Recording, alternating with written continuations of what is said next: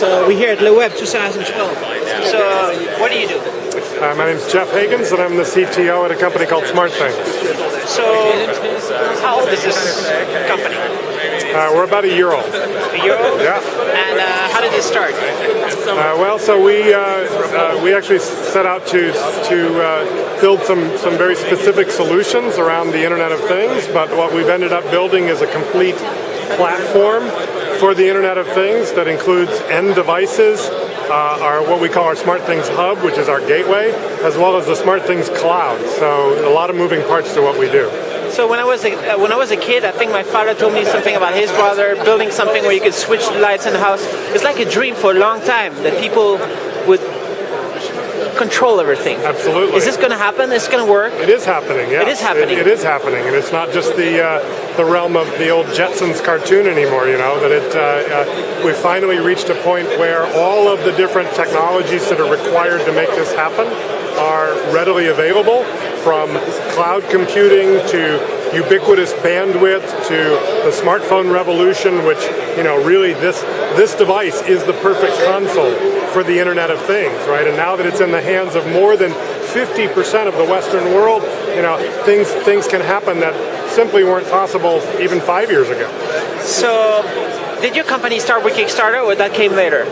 That came later, yeah. The company's been around for longer than that. By the time we did Kickstarter, we basically had the whole solution pretty much built, and decided to go on Kickstarter to engage with some of the different communities that we wanted to talk to, some of the different constituents, consumers, but also developers and device makers as well. And we thought Kickstarter was really an excellent place to start to build those relationships with those different communities. So what did you sell on Kickstarter?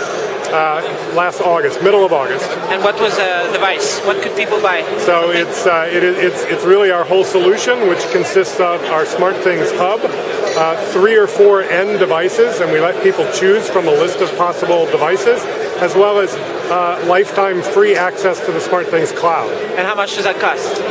It ranged in price depending on when you bought on Kickstarter, but it ranged from $99 all the way up to $174. Nice. And so what is a hub? Is it RF signals going in the house? It's a great question. So the hub is really the bridge that bridges between the internet connection on one side and the local devices, which can be Zigbee.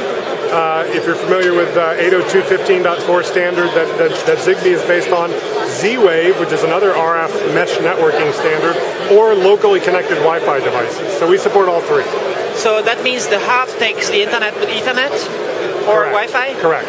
Wi-Fi too? Ethernet connection. Ethernet to the hub, and then it's kind of like an RF that goes through walls? Yes. Goes through the whole house, That's for right. sure. That's right. Even a big house? Even a big house, but you can also use range extenders. So for both Zigbee and Z-Wave, there are devices that can extend the network, because both of those are mesh networking standards. And so as long as you have a wired device that's got power, those will act as range extenders to extend the network throughout the house. Is there something related with Smart Garden or something like that, where I heard about something? There's nothing to do with that. No. But so what is the hub made of? Is there an ARM processor inside? There's actually not. There's a PIC processor inside. What is PIC? PIC is a brand of microprocessor, right? So at the moment we're using a less powerful processor. Yeah. I would actually expect that in our next generation of hub that we will move to something like an ARM processor that has more power, more memory. A Cortex-M something, maybe? Don't know. It could be. So mass manufacture, what's the status? How many do you make so far? So we did our Kickstarter project in August. We've been getting ready to go into manufacturing and getting through all of our certifications, because we have to get through, you know, FCC and the European certifications before we go into manufacturing. So we're actually just starting the manufacturing process now. And shipping how many for the Kickstarter? We have about 6,000 hubs and about 25,000 total connected devices. And so that's still small, right? So absolutely, that's small. Yes. When is it going to be huge? I would, certainly we have objectives for 2013 and distribution relationships that we're working on right now, but we're really not ready to share that. But, certainly 6,000 customers is small. Just starting up. Just starting up. But you already have proof that it works. Absolutely, yes. And we've been using it in ourselves for quite some time, right? As you can imagine, all of the founders and employees of our company, all of our own houses are completely outfitted with our solution so that we use it ourselves. Couldn't the hub eventually be kind of super affordable? Like, how affordable could it be? Someday maybe the hub can just go away, but we're not there on kind of the protocols and the standards. I think when I look into the future, SmartThings is not a hardware company, right? We are building the cloud platform to support the Internet of Things, and I think ultimately the hub will come way down in price, but I think our hub technology could end up being embedded in other devices such as internet routers and modems as well. So on the wall, you were showing some investors and $3 million to talk about. What can you do with that? Well, that's not the only money that's gone into the company, because certainly the founders have invested money, as well as the money that we raised on Kickstarter. But I think we will get into distribution and pretty far into the release of our product with that. So that doesn't mean we're not going to have to raise more money. We likely will. But we'll get into the revenue curve with that in a pretty big way. And your idea is to be open. That means if there are some competing smart clouds, smart Internet of Things systems, right? Hubs, yes. They should all be compatible, no? I would hope so. We would certainly like to see that, right? That there are open standards for this, what we call the open physical graph, that allows the devices to be compatible with multiple cloud solutions, and for the cloud solutions to even be able to talk to each other, right? So that's certainly part of our vision, yes. So people don't have an Apple house and a Microsoft house and Android. It should just all work. And when Google talked about Google at Home, yes. Was that the same idea of the RF hub, similar or? It's hard to say because they haven't actually It's like 2 years ago. Delivered on anything there yet, so I'm not sure what's happening with Google at Home. But one would think it could be compatible. I would think so, right? And we're not the only ones that have built a gateway device that does these types of things. There are others out there for sure. But how big is other stuff?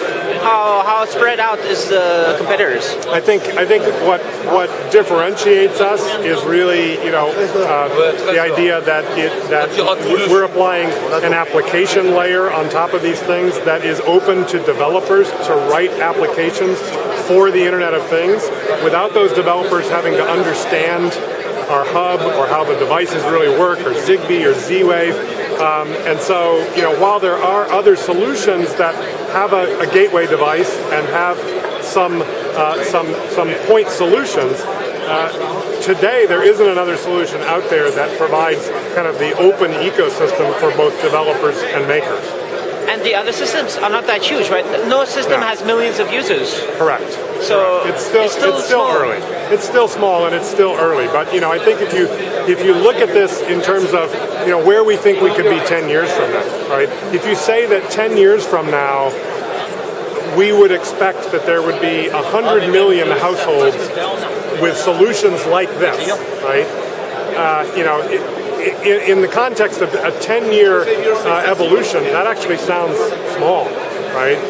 Facebook went from nothing to hundreds of millions of users actually much faster than that.